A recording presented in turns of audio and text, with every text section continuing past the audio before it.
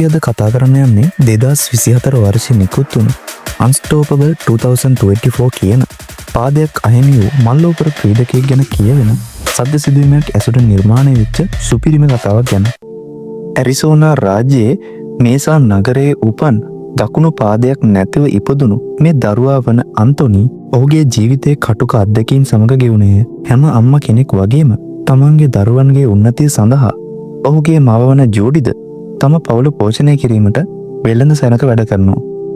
ශාරීරික අපහසුතා සහ සමාජයේ විවිධ හැලහැප්පීම් මැද්දේ ඔහුගේ ගැටලු වලට මුහුණ දුන් ඔහු ජීවිතය සමග සටන් කිරීමට ඔහු තම කරන කටයුතු වලට දැඩි ආත්ම විශ්වාසයකින් මුහුණ දුන්නේය.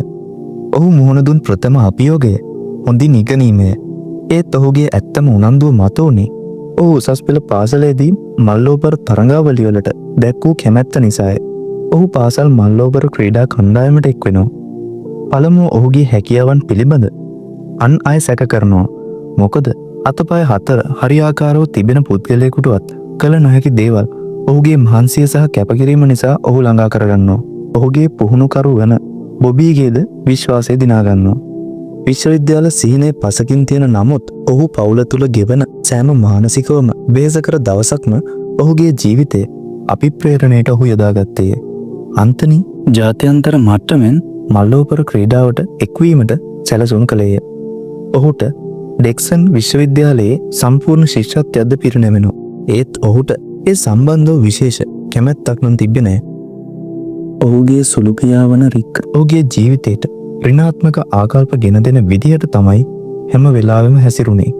රික් ඔහු සමග වාදයට එන වෙලාවට කරන්නම දෙයක් නැතිකම නිසා ඇන්තනි තම පියාට කියනවා මට ඔයාට වගේ අවස්ථාවන් තිබුණා නම් මම මෙහෙම ජීවත් වෙන්නේ නැහැ කියලා. ඒත් ඒක අන්තනිගේ මානසික කඩාවැටීමට නිතරම හේතුවක් වෙලා තිබ්බා.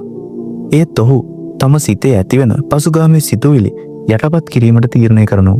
ඔහුට ප්‍රධානතම උනන්දුව තිබුණේ අයෝවා විශ්වවිද්‍යාලයට ඇතුළත් වීමයි.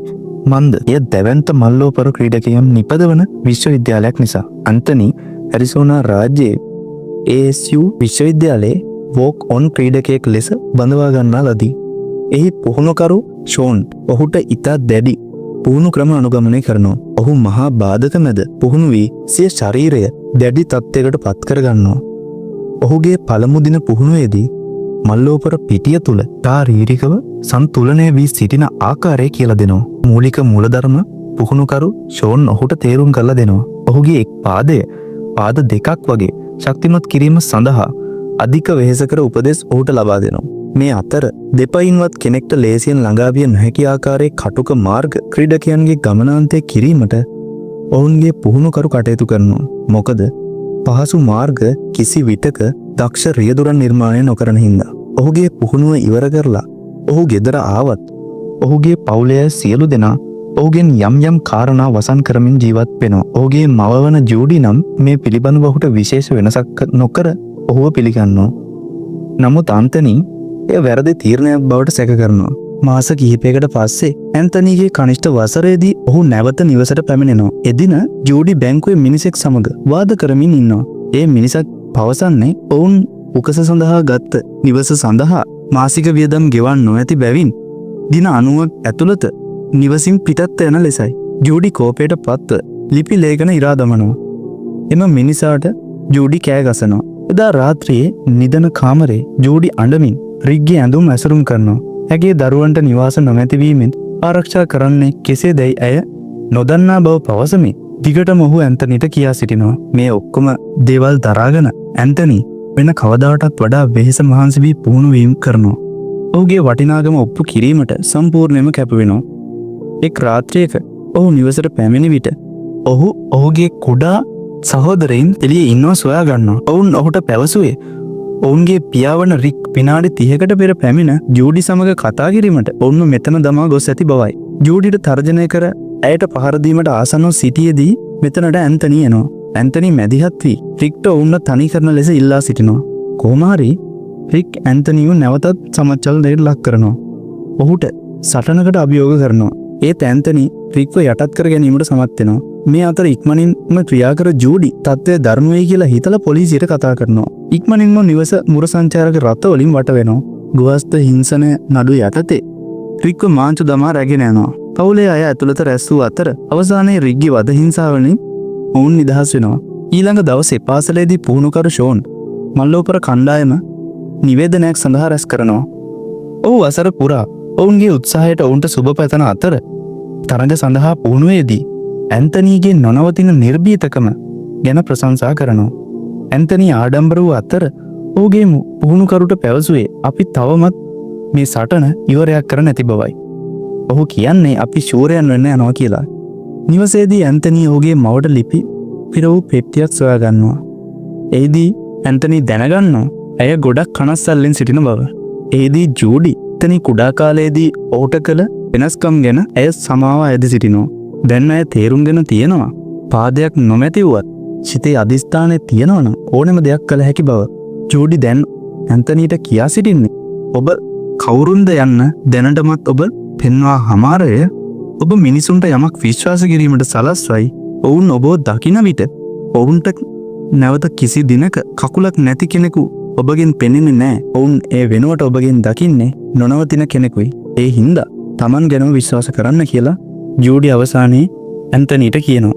ඊට පස්සේ ඔහු නිල ක්‍රීඩා කණ්ඩායමේ අවසන් තරගය සඳහා සුදුසුකම් ලබනවා. සියලුම කණ්ඩායමේ සමාජිකයන් ඔහුට සහයෝගය දක්වනවා. ඔහු කණ්ඩායමට අවශ්‍ය සංසුන්ම ක්‍රීඩකයා විය. මොකද නිසල්ල ජලයේ ඇති ගැඹුරුම තීරණ ඔහුගේ පුහුණුකරු හොඳින්ම දන්න හින්දා. ජාතික ශූරතාවය දිනා ගැනීමට අන්තනී මල්ලෝපර ක්‍රීඩාවේ ඉහළ මට්ටමේ තරගයන්හි දිනා ගන්නට පටන් ගන්නවා. 2011 NCAA ජාතික ශූරතාවයට ඔහු සුදුසුකම් ලබා ගන්නවා. එහිදී ඔහුගේ නම මල්ලෝපර ඉතිහාසයේ වෙනස්ම විදිහකට ලියවපු ක්‍රීඩකයා වෙනවා. ඔහුගේ අවසාන ප්‍රතිවාදය වූයේ මැක්ඩෝනිය.